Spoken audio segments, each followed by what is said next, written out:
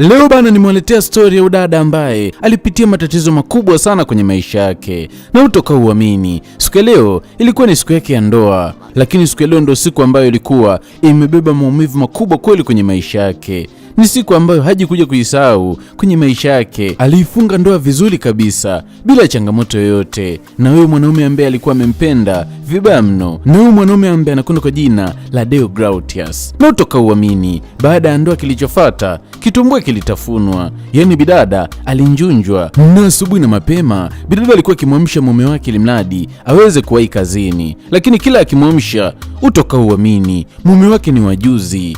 Mume wake alipoteza maisha baada ya kufunga ndoa na kuweza kufanya tendo la ndoa. Utoka uamini ni kwamba mshikaji alipoteza maisha pale pale. Kumbe hivi vitu vinawezekana eti. Kumbe ni kweli, kuna watu wanasemaga kwamba kuna watu wanakufa baada ya kuweza kufanya tendo la ndoa. Kumbe ni kweli bana. Mshikaji alinyosha, madhake alikuwa akilia kwa uchungu. Alilia kwa uchungu vibaya mno, kwa anamlaumu bidada ambaye anakwenda kwa jina la Jemima kwamba huyu dada ndo amemuua mtoto wake, amemuua mtoto wa dada yake. Huyu madha bana ni mama mdogo na yule mshikaji ambaye amepoteza maisha. Utoka uamini, kijiji kizima kilimkamata mtoto wa kike. Muuaji huyo, muuaji kaua mume wake, kaua mume wake. Bidada alipewa kesi ya kuweza kumuua mume wake. Ilikuwa ni huzuni kweli kwa upande wake. Walimpeleka mpaka kwa mwenyekiti wa kijiji. Babake mdogo na mshikaji alikuwa ni wa moto vibaya mno. Ameniulia kijana wangu, kijana ambaye alikuwa akinilea. Huyu ni muuaji, lazima naye afe kama ambavyo amemuua mwenzake, na tuweze kulifumbia macho hili. Bidada utoka uamini kwamba alinyolewa nywele. Ndo tamaduni za hichi kijiji, walimnyoa nywele mtoto wa kike ambaye anakwenda kwa jina la Jemima, kwamba ni lazima aweze kulipa yale ambayo ameyatenda. Alikuja kufungiwa kwenye hichi chumba na huyu bishangazi, mamake mdogo na mshikaji ambaye anaitwa Deo Grautius. Ni lazima uweze kuhukumiwa kwa kitu ambacho umekifanya. Wewe ni muuaji. Jamani, mimi sijamuua. Wewe ni muuaji. Wewe ni kashetani kadogo kadogo, mchawi mkubwa. Kila mtu alimuona bidada kama ni mchawi eti, na walimnyoa pala. Walimnyoa pala eti. Jamani, chiki alivyonyolewa pala, jamani, kipala ngondo. Mdada watu alikuwa akilia, kamekuwa kabaya eti. Baada ya kunyolewa kipala, kamekuwa kabaya. Kalikuwa kakilia tu, ni huzuni. Mama yake mkwe anamtesa eti. Mama yake mkwe anamnyanyasa. Na dada letu linakwenda kwa jina la mkwe anamtesa mke wa mtoto wake. Ni kiazi tu. Najua bado hujasubscribe YouTube channel yangu. Tafadhali naomba ufanye hivi, kwa sababu hii ni channel yangu mpya. Kuna watu wanaulizaga kwamba ni wapi nitapata movie za Genius kila siku mpya. Basi kuanzia leo hapa ndo utakuwa ukipata movie zangu mpya kila itwapo leo. Tafadhali chini ya video hii upande wa kulia kuna maandishi yameandikwa neno subscribe. Bofya hayo maandishi, yatakusaidia uwe ni mtu wa kwanza kupata movie zangu kila itwapo leo. Shabiki ambaye hataki kusubscribe YouTube channel yangu, jamani ya subscribe hapo basi. Na basi bana, huko upande wa pili tunakutana huyu mdingi. Leo alikuwa na furaha kubwa kwa sababu anampokea mtoto wake wa pekee. Advertise inaanza, mshikaji katimba akiwa ameweka mguu juu ya mlango wa gari, na mwamba alikuwa akishuka akiwa wa moto. Mdingi anasema mwanangu hiyo sasa, lakini mshikaji utoka uamini, mwamba kaanza manjonjo manjegeka. Mtu mimi ndo mameni yo mimi ndo content creator wa mwaka wa mbele. Mshikaji anakata viuno, kata mama kata katika umutu. Mdingi anabaki na shangaa. Dingi hayo madingi, naona madingi kama kawa gai. Huyu mtoto unaniita migai? Mimi baba yako mkubwa. Dingi na wewe. Afu usinita dingi mtoto. Hivyo na kile timamu. Mwamba utoka uamini. Mdingi anampokea mtoto wake kutoka nchini Marekani. Na mshikaji alikuwa anasomea udaktari, lakini cha ajabu ni kwamba mshikaji karudi akiwa ni content creator. Sikia nikwambie kitu kimoja, usiniletee uhuni nyumbani kwangu. Dingi na wewe. Uso uhuni bana. Huu ni unyamwezi man. Au unanionaje? Yo, umeona mtoto ameharibika? Mtoto kaoza kabisa huyu. Eti amekuwa kama wakina Genius huko, amekuwa kama wakina Kiledio.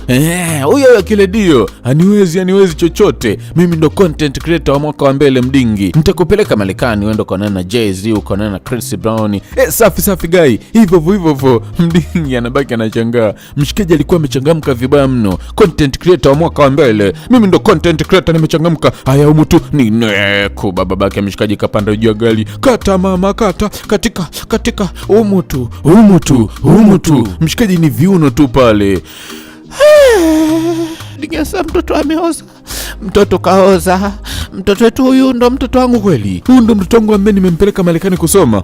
Mtoto kaoza. Mdingi alikuwa ni wa moto vibaya mno na alimweka mshikaji kitako. Lakini dingi kwa ni shida yuko wapi? Mimi ni content creator. Content creator ndo nini? Ndo nini? Ndo hivyo. Unajua bana, kuna kazi zingine bana ni ngumu hata kwenda kujitambulisha ukweni. Ni kama mimi hapa Genius sauti ya Simba. Hivi unadhani nikienda kujitambulisha ukweni ndo naulizwa unafanya kazi gani? Unadhani nitasema nafanya kazi gani? Mimi sijui, mimi content creator, sijui mimi nafanya movie recap, sijui nawafurahisha watu. Haya sasa, mke wangu ananiambia ngoja akaangalie movie za Genius. Unadhani ndapewa mke? Zungumza tu wewe shabiki yangu. Hivi mkwe akapata nafasi ya kufuatilia movie zangu tu, unadhani kuna mtu atanipa mtoto wake? Ndio kitu ambacho Mdingi alikuwa anamfokea mwanae. Hiyo sio kazi mwanangu, inabidi utafute kazi nzuri. Huo ni upumbavu, huo ni ujinga. Mimi sikukusomesha ili uje ufanye ujinga. Huu sio ujinga dadi. Content creator ni kazi kama kazi zingine. Ni kazi gani? Kujidhalilisha mitandaoni mwa kijamii? Umekuwa Genius wewe, unawaambia watu menjunjo humu tu. Ni kujidhalilisha huko. Inabidi ufanye kazi za maana. Wewe umesoma, wewe ni daktari, inabidi uende ukafanye kazi, la sivyo litakuwa tukio chafu. Alafu Mdingi akawa anajichenga. Dingi na wewe unazingua bwana, mimi ndo content creator wa mwaka wa mbele. Basi bana, leo mshikaji alikuja kutimba mpaka Kitaiki. Amekuja hapo kwa sababu kuja kushuti. Unajua tena ni content creator, lazima angalie nyumba kali kwa sababu kushuti. Gai, hizi nyumba ni kali vibaya mno na hii apartment ni kali vibaya mno. Kuna apartment 3 hapa zinafanana, na wao miamba alikuwa amekodisha apartment moja kwa sababu ya kuja kushuti content. Na basi mdogo mdogo wakawa wanazama ndina. Ili ndo jengo ambalo amekuja kwa sababu ya kuja kushuti. Mshikaji alikuwa happy kinoma noma. Jamani, kila sehemu ni pakali, kila sehemu tunapata content kari. Ndiyo gai, mimi si nilikwambia? Yani kameramani alikuwa amechangamka vibaya mno, kameramani wa mwaka wa mbele. Basi alifika mpaka ndina mshikaji kuangalia kila sehemu ni pakali, kila location ni kali. Jamani mashabiki zangu, hapa ndo nyumbani kwangu. Nataka nikaonesha sehemu ambayo huaga nalala, ni sehemu ambayo mimi na sleep nini, nalala man, mimi ndo niga. Kila mtu ananijua mpaka kamba The Don, mpaka Genius ananijua. Ngoja nikawaonesha sehemu ambayo mimi nalala. Huko ndo chumbani kwangu ambako nalala. Hapa ndo sehemu ambayo huaga na sleep. Lakini ghafla mshikaji akajikwaa, alidondoka. Kumbe ndo chumba ambacho alikuwa amefungiwa bidada ambaye anakwenda kwa jina la Jemima. Wamba wamekosea nyumba, wamekodisha nyumba lakini wameingia nyumba ambayo sio. Guy, usimguse huyo, usimguse. Huyu mwanamke ndo mwanamke ambaye nilikwambia kwamba amemuua mume wake yeye mwenyewe. Ndo huyu anasubiri baada ya siku 30 aweze kuuawa. Ni kwamba bidada anasubiri baada ya siku 30 aweze kuuawa. Mshikaji anamgusa, usimtachi, usimguse. Mumba anamgusa bidada kila sehemu ya mwili wake. Bidada na maumivu. Mshikaji alimwambia shida nini? Tatizo ni nini? Unaumia au? Ndio, walimtembezea mtimbo wa kufa mtu. Sikia, niambie, ongea na mimi. Unahitaji msaada gani? Mimi nina uwezo kukusaidia. Yaani chochote nina uwezo kukusaidia. Usimsikilize huyu. Nitakusaidia. Zungumza na mimi. Lakini utoka uamini. Ni kwamba bidada alikuwa hasemi chochote. Gai, achana na huyo. Tujichenge. Huyo demu kamuua mume wake mwenyewe. Kivipi? Kamuua mume wake na anasubiri baada ya siku 30 ni lazima uawe na yeye. Ni kwamba udada baada ya siku 30 lazima na yeye aweze kuuawa. Ndio tamaduni za hiki kijiji, kwa sababu wanamuita bidada ni mchawi. Eti ni mwanga na wamemnyoa kipala. Mshikaji alimwonea huruma kweli udada, kwa sababu anahisi maumivu na hakuna mtu wa kumsaidia. Jamani, bidada akiangalia msaada unaenda. Miamba alikosea nyumba tu. Gai, unataka kufanya nini? Kaa mbali na huyu mwanamke. Huyu mwanamke ni mchawi, kijiji kizima kinamtambua. Hakuna mtu ambaye anaweza kukaa karibu naye. Kaa mbali naye huyu. Lakini mshikaji alikuwa amepagawa. Vipi Gai, mbona uko hivyo? Mbona kama unamwonea huruma hivi? Mbona kama vile kama una kitu kama unataka kufanya? Kikweli Gai, yule mwanamke anatia huruma eti. Anaonekana kabisa kwamba anahitaji msaada. Yupi? Yule? Ndio Gai, inabidi tumsaidie. Mshikaji ambaye anakwenda kwa jina la Owen, maana huyu mwamba anaitwa Owen, alikuwa akimwomba rafiki yake kwamba uweze kumsaidia bidada ambaye anakwenda kwa jina la Jemima. Na rafiki yake anakwenda kwa jina la Chris. Haingia akilini Gai. Yule ni mwanamke ambaye anaonekana tu kabisa kwamba anahitaji msaada. Gai, kaa mbali naye. Kaa mbali naye. Usije ukayakanyaga. Vyovyote bana. Mshikaji alikuwa amemind vibaya mno. Wameshindwa kumsaidia mdada watu. Eti kisa yule mdada alikuwa eti amemuua mume wake. kapewa kesi ya kumuua mume wake na kijiji kizima wote wanamuita mchawi. Basi miamba walizama kwenye ndinga pale na mdogo mdogo wakawa wanajichenga. Na baada ya siku 2 kuweza kupita, utokauamini, mwamba alikuja eneo lile lile, alikuja kwenye ile nyumba ambayo walikosea wakaingia mpaka kukutana na yule dada ambaye alikuwa anasubiri siku 30 limradi aweze kuuawa. Basi mshikaji, utokauamini, kama unavyojua ni kwamba mwamba huyu ni daktari, alikuja na vitu vya matibabu kwa sababu ya kuweza kumtibia udada na alitimba mpaka chumbani. Bidada haamini, yule mshikaji karudi tena, yule wajuzi amerudi tena. Basi mshikaji kaka stendi yake pale na akanamuuliza, vipi, niambie, una shida gani, una tatizo gani, na vipi waliokufungia huko ndani wametoka, si ndio? Basi sikia nikwambie kitu kimoja, kuwa huru, kuwa na amani, mimi nitakusaidia, nitakutibia, uniambie tu una shida gani, una matatizo gani, na mimi ni daktari na pia ni mtu mzuri, kuwa na amani, nitakusaidia. Mwamba alimwahidi bidada kwamba ni lazima msaidie, kuwa na amani, niamini tu.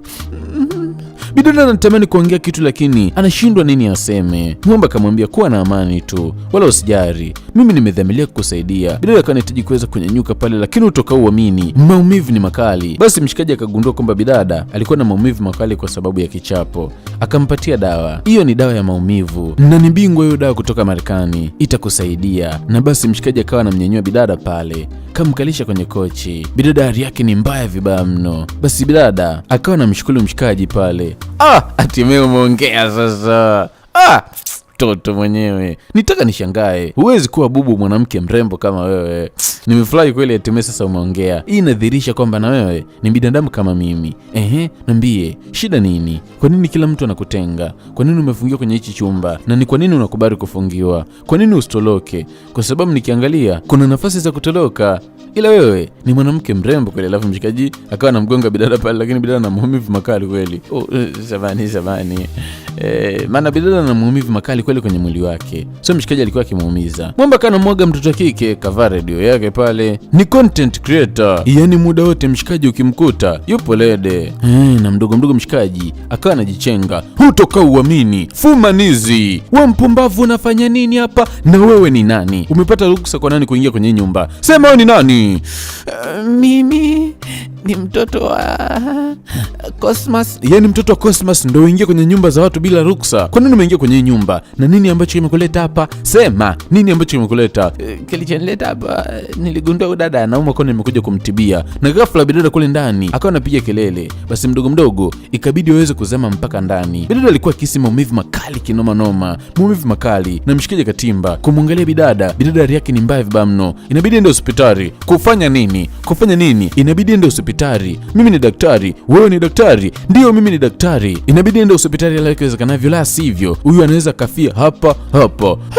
Wakabaki wanashangaa na wazee kwamba tafia hapa, njoo tuzungumze huku. Haiwezekani kumpeleka hospitali, huyu ni ngumu. Ndio, ni ngumu, haiwezekani. Kivipi tumpeleke hospitali? Ni jambo ambalo haliwezekani. Sasa anajadili, ikabidi aweze kutoana mpaka nje. Kiukweli ni ngumu kumpeleka hospitali, italetea shida hii, italeta shida, inabidi aweze kuadhibiwa hapa. Mbona kama siku 30 zimekaribia tu, bado siku 7 tu. Ndio, of course lazima tupambanie. Na mshikaji alitoka baada ya kuweza kumpatia huduma ya kwanza bidada, ila akawasisitiza inabidi mumpeleke hospitali.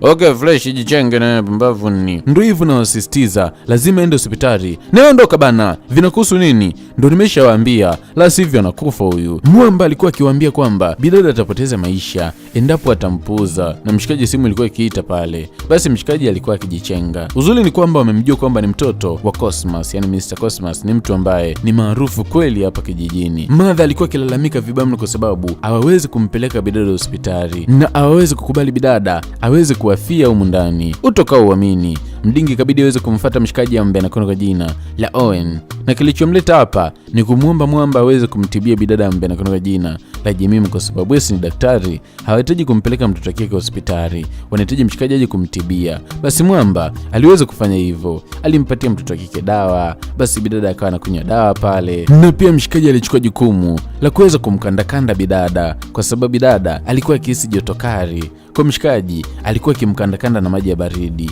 na akimwangalia mtoto kike kidogo afadhali alikuwa akiendelea vizuri. Huku madingi utoka uamini ni kulaumiana tu, wewe ndo sababu, wewe ndo shida, kila kitu humu ndani wewe ndo sababu. Yaani sababu vipi? Kisa mimi ni mwanaume? Sikia nikwambie kitu kimoja, uwezo ukaniambia chochote. Mimi ndo mwanaume humu ndani, mimi ndo najua nini ambacho nakifanya. Alafu mimi nilikwambia hata kama umezingua bana, umekanyaga nyanya nyekundu, wewe mshenzi ni mshenzi mwenyewe. Mshikaji kumbe alikuwa akiwasikiliza kila kitu. Yaani wazee inaonekana kwanza kuna kitu anakificha, yaani inaonekana kuna kitu kipo nyuma yao, lakini utoka uamini. Dakika 2 uoga wanachokozana, dakika 2 kila kitu kinakaa okay. Mshikaji akaona anyway nisingile vitu ambavyo havinihusu. Jamani mimi nina njaa, inabidi muweze kuniandalia msosi. Msosi kivipi yani? Yaani kivipi? Mkuja kula hapa, mkuja kumtibia mgonjwa? Ndio hivyo bana, siwezi kumtibia mgonjwa bila kula. Yaani matibabu na kula. Ninachokitaka ni chakula tu hapa. Hakuna kitu kingine. Tena nahitaji kuku pamoja na pilau nyoko nyako. Wewe mpumbavu nini? Nenda kupikie. Au unatuona sisi wafanyakazi wako humu ndani? Wewe mkuja kwa sababu ya kumtibu mgonjwa, mtibu jichenge. Lakini mshikaji alikaa pale anachokitaka ni mzozi tu. Hivi akapumbavu kanahisi hapa ni hotelini, si ndio? Lakini mshikaji ndio hivyo. Alikuwa akihitaji uweze kumpikia msosi kwa sababu alikuwa na njaa kinoma noma. Kwa upande pili tunakutana na babake na mshikaji ambaye anakuwa jina la Owen. Alikuwa na babake mkubwa na mshikaji. Kiukweli huyu mtoto naona kabisa kwamba sio mwanangu. Sio malengo ambayo mimi nilikuwa nahitaji kuweza kuyaona kwa mwanangu. Huyu sio mtoto ambaye nimempenda. Kwenye maisha yangu hakuna kitu ambacho najutia kuwa na mtoto kama huyu. Ni mtoto mpumbavu. Sijawahi kujivunia yeye hata siku moja. Afai kuwa mwanangu. Kila siku nilikuwa nikimwomba Mungu anipatie mtoto, lakini sio mtoto kama huyu. Mtoto mpumbavu, mshenzi, hana akili. Yaani mtoto kama huyu hata akifa ana hasara kabisa kwenye maisha yangu. Yaani simpendi hata kidogo. Mdingi alikuwa akizungumza maneno makali kwamba hampendi mshikaji ambaye anaitwa Owen, pasina kujua kwamba mshikaji alikuwa akisikiliza kila kitu, namna ambavyo mdingi wake ampendi. Nadhani kwa sababu mshikaji amekuwa ni mtu ambaye anaenda tofauti na kile ambacho babake amekuwa akihitaji mshikaji akifanye, lakini inabidi umvumilie. Maybe ipo siku moja atakuja kubadilika. Mwamba alijisikia vibaya baada ya kugundua babake kumbe hamkubali kitu ambacho anakifanya. Mwamba utoka uamini alizidi kuweka ukaribu na bidada ambaye anakuwa jina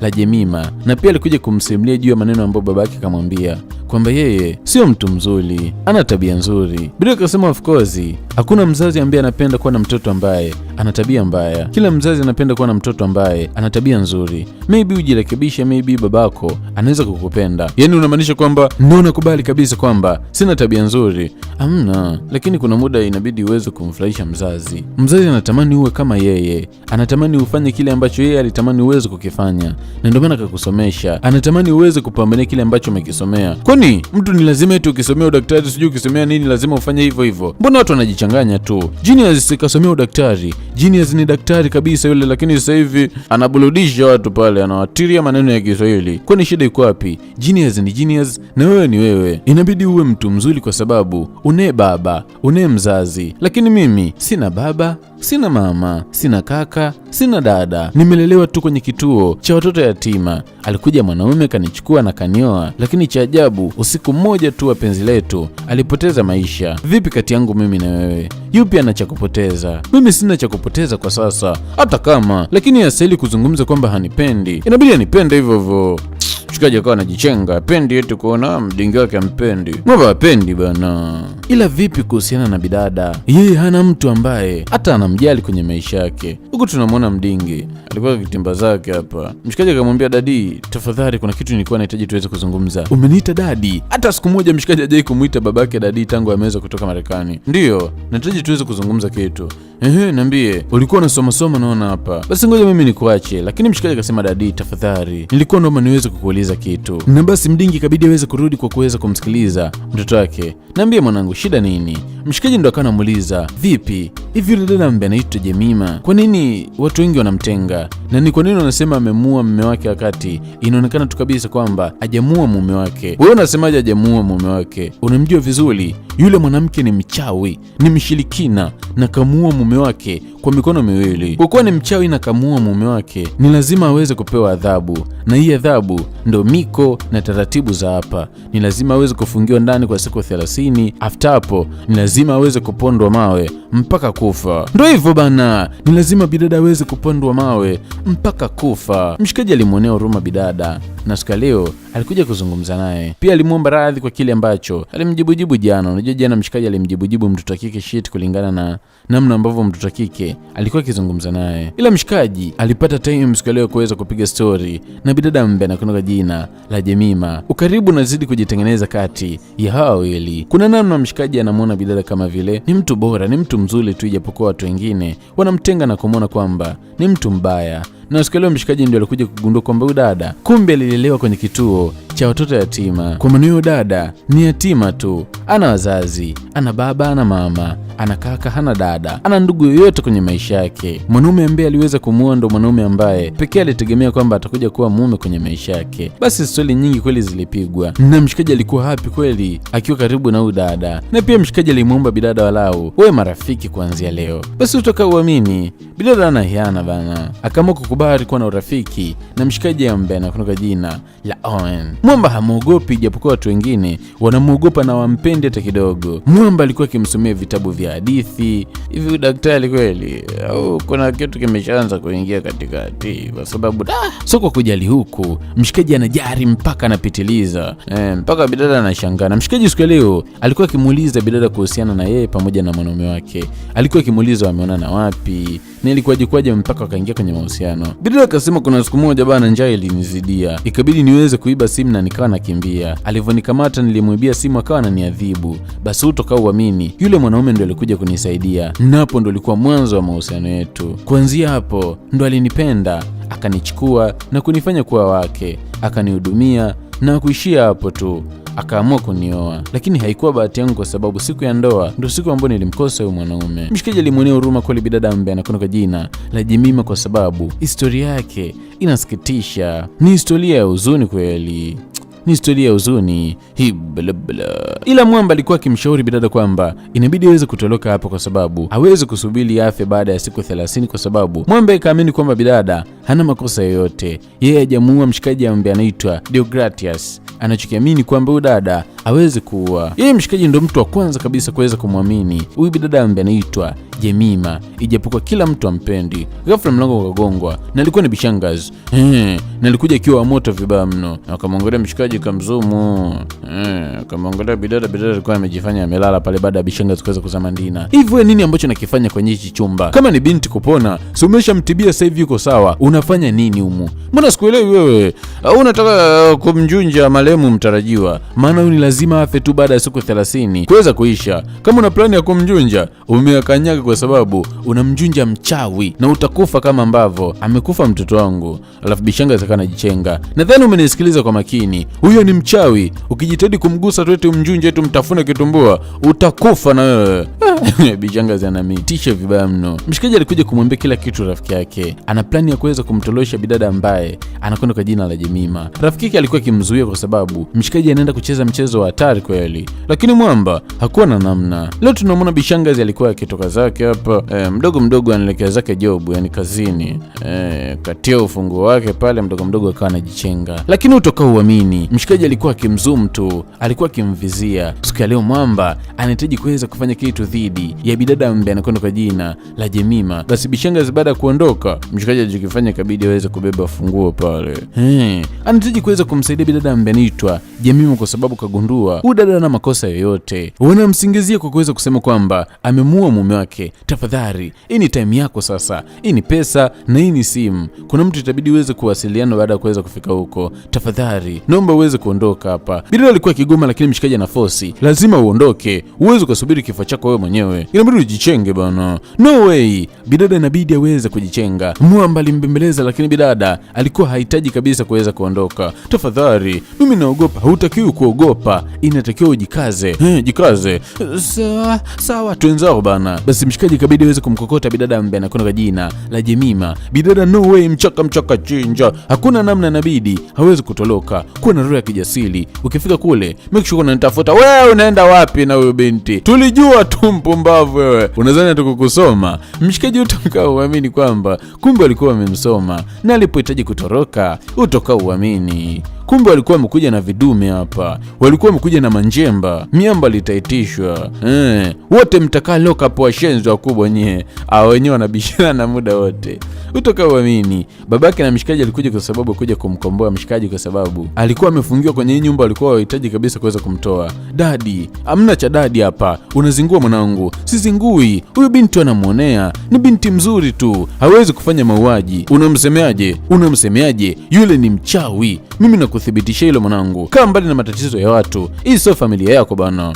Alafu mdingi akawa anajichenga, hii sio familia yake, asiingilie vitu ambavyo havimuhusu. Na siku ya leo ndo siku ya 40 ya bidada, siku ya bidada kuweza kupigwa mawe mpaka kufa baada ya siku 30 kuweza kuisha. Leo ndo siku ambayo binti ni lazima auawe kama ambavyo alimuua mwenetu. Ndiyo, muuaji huyu, ukiua kwa upanga utakufa kwa upanga, ni lazima auawe huyu. Lakini utoka uamini mshikaji ambaye anakwenda kwa jina la Owen alikuwa kitimba hapa, huyu ni lazima auawe, tunamuua kwa kuweza kumpiga mawe mpaka afe. Wewe kama nani uweze kutoa hukumu kwa binadamu mwenzako? Huyu ni mchawi, sio binadamu, huyu ni mwanga, inabidi aweze kuuawa. Watu ndio ni lazima uawe, lazima uawe. Wewe kama nani? Mimi kama mwananchi mwenzake ninapinga, huyu binti hawezi kuuawa.